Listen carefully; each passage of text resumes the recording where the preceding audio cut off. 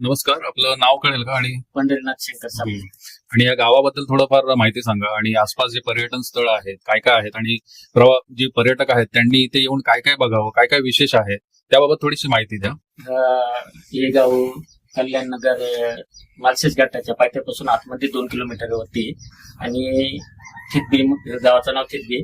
तिथून थितबी मधून काळू वॉटरफॉलला जाण्यासाठी ओके. पर्यटक आहे, बघण्यासाठी चांगला. आणि मालशेज घाट पण इथूनच चालू होते. आणि थितबी गावातूनच हरिश्चंद्रगड आणि रोहिदासचा डोंगर, कोकण कडा हे पण इथूनच सुरू करता येते. तसं या गावापासून थितबी पासून काळू वॉटरफॉल किती अंतरावरती? 5 किलोमीटरवरती. तर 2 किलोमीटर गाडी जाते, तिथून अर्धा तास चालावं लागतंय. ओके. आणि म्हणजे किती तास तरी अंदाजे लागू शकतात इथून 5 किलोमीटर म्हटल्यानंतर? खडकाळ रस्ता आहे पुढे, कसा थोडाफार बनवलेला आहे की कसं? 2.5 किलोमीटर बनवलेले. 2.5 किलोमीटर ग्राउंड लेवल म्हणजे असं नॉर्मल आहे. नॉर्मल जो नैसर्गिक जो जसा आहे रोड तसा आहे. ओके.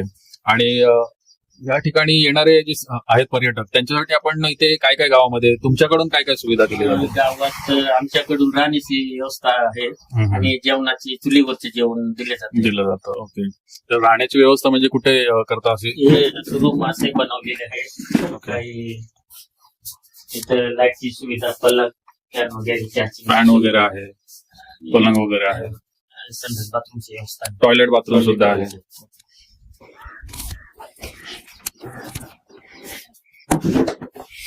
आणि जेवणामध्ये म्हणजे कोणकोणत्या प्रकारचं जेवण इथे?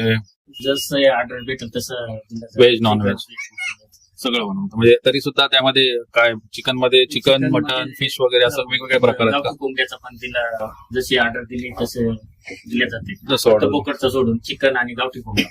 ओके. तरी मग असं कोणत्या दिवशी जास्त लोक येतात, किंवा कोणत्या दिवशी येणं टाळावं, किंवा कोणत्या दिवशी यावं, याबद्दल काय बोलाल आपण? जास्त शनिवार रविवार, शुक्रवार शनिवार रविवार 3 दिवस जास्त लोक असतात. आणि मोकळा जर बघायचा असेल तर इतर दिवशी शनिवार रविवार सोडून यावं.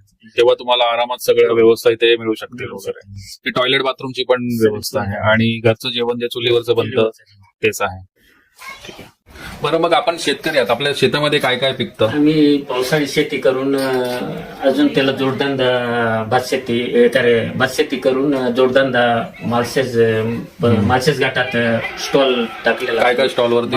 मॅगी, म्हणजे ते रोडवर आपल्याला माळशेज मध्ये जाताना जसे स्टॉल दिसतात त्या प्रकारचा? त्या प्रकारचा चहा वगैरे, बिस्किट हे विकतो.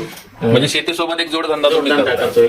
आणि आता हे जे आमचे पर्यटक येण्यासाठी तुम्ही ही सुविधा पण देणार? उपलब्ध करतोय. त्यांची राहण्याची, खाण्याची सुविधा, त्यांची काळजी घेतो. जास्त पाऊस असला तर